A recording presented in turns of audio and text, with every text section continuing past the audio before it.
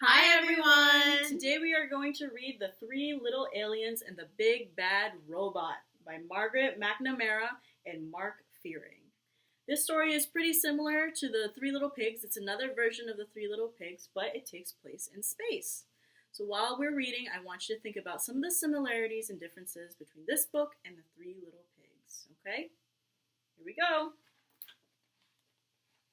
The Three Little Aliens and the Big Bad Robot. Here's some planets. They'll be discovering those planets soon. The Three Little Aliens and the Big Bad Robot. Once there was a mama alien who had three little aliens. They were called Bork, Gork, and Nickwarsh. Bork and Gork and Nickwarsh grew up in an old-fashioned house in a snug, cozy crater on a tiny little planet. As the eons passed, their house got too crowded. Look at all the stuff in their house. It's time for you to go out into the universe and find a planet of your own, said Mama. Their mama told them, giving each a hug. But remember, watch out for the big bad robot. It wants to chew you up.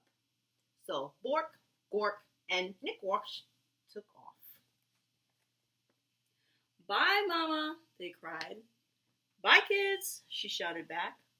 Always stick together, she added. Then she sniffed a little bit. And call me every once in a while. That's Mama saying goodbye. And then the three aliens saying goodbye. The three little aliens traveled far and fast.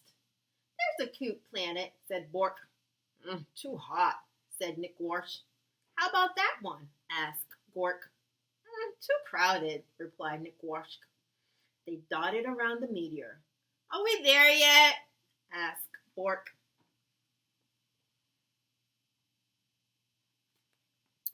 Just past the next bend, a big planet swirling with dust loomed into view.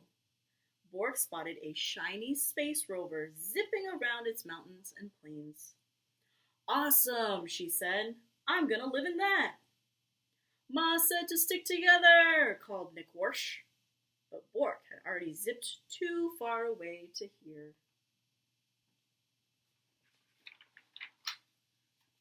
Nickwarsh and Gork traveled on. Nickwarsh didn't like the looks of the next planet either. Oh, nowhere to breathe, he gasped. Picky, picky, Gork said.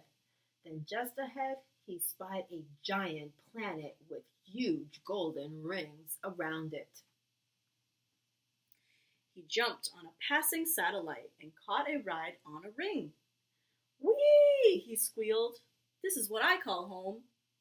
We can't live on a ring that goes around in circles, yelled Nickwarsh. We'll get dizzy. But Gork wasn't paying any attention. He's having too much fun riding the rings. Now, Nickwarsh was all alone. He traveled deeper and deeper into space until he spotted a massive blue planet far into the galaxy. It had 13 moons and refreshing breezes.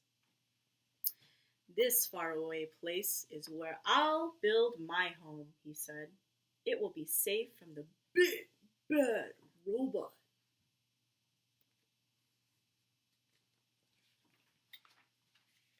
Nickwarsh found everything he needed to make sturdy walls. He gathered stardust to keep his home bright and found solar panels to keep it warm. Then he grabbed a tall, shiny telescope. Oh, this will do for a chimney, he said, though no one heard him.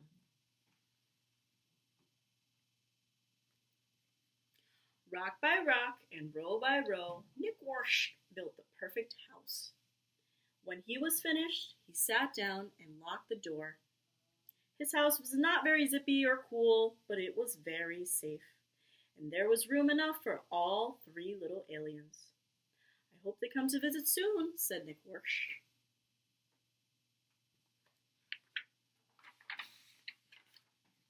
Then one galactic dawn, there was a rumbling in the universe.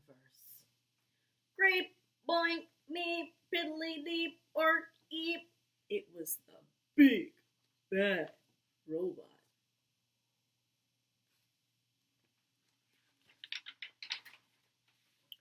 Bork was so busy on her twirly red planet that she didn't hear the robot's call. She didn't feel his giant footsteps as he leaped from star to star. And she didn't see the robot. Until it was right in front of her rover. Uh-oh.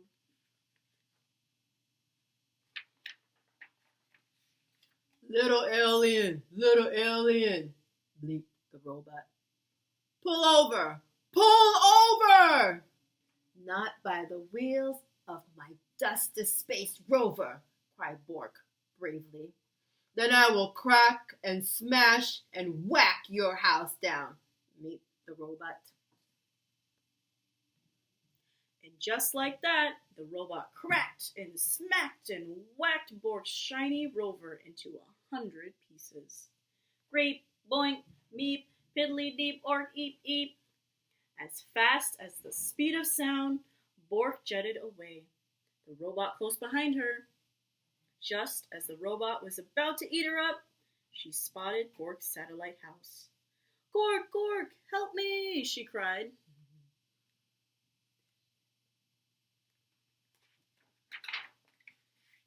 But Gork was having so much fun surfing on the rings of his giant planet that he didn't hear Bork's cries. He didn't see the robot chomping on comets and ripping open black holes until the big bad robot caught Gork's satellite in his huge metal claw.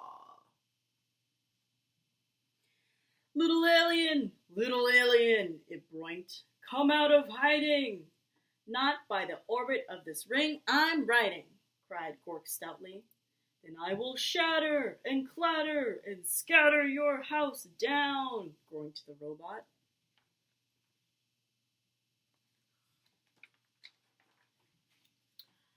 And before Gork could fly beneath the radar, that robot clattered and shattered and scattered Gork's satellite into 1,000 pieces. Creep, boink, meep, ork, deep, piddly, eep, eep, eep. Gork barely escaped. Over here, cried Bork, stick together. At the speed of light, Bork and Gork blasted out into space with the big, bad robot getting closer all the time. Where can we hide? Asked Gork. Let's find Nickwarsh, cried Bork. He'll know what to do.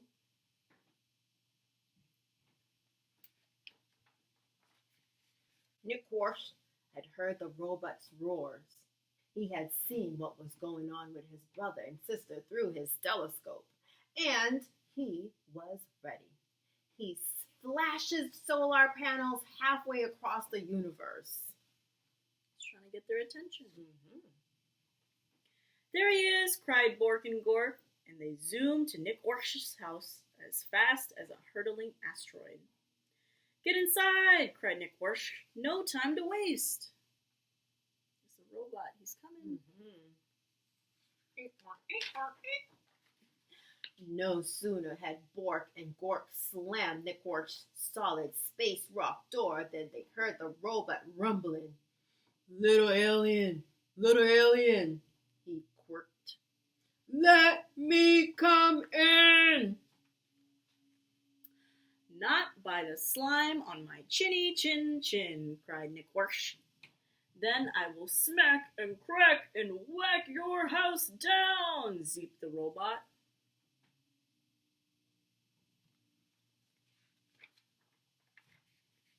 The big bad robot bashed and crashed Nickwarsh's strong, solid house. Nothing happened. Then he pounded and smashed really hard. Not a crack. Then it loaded up his triple blaster and zapped that house, but good. That house would not fall down. So the robot forced its way into the little alien's house. Right down the chimney. Reap-a-deep. The aliens covered their ears and waited for the robot to chomp them up.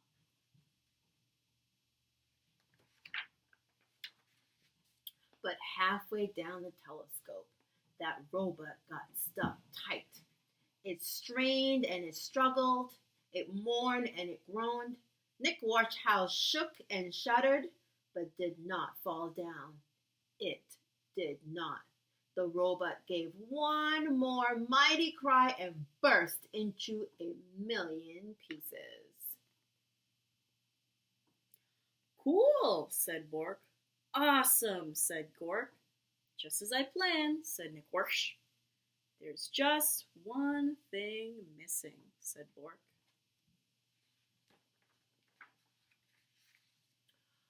Phone home, said Gork. So Nickwarsh did. Ma, he said, we have the coziest house in the galaxy. Won't you come over and tuck us in? And she did.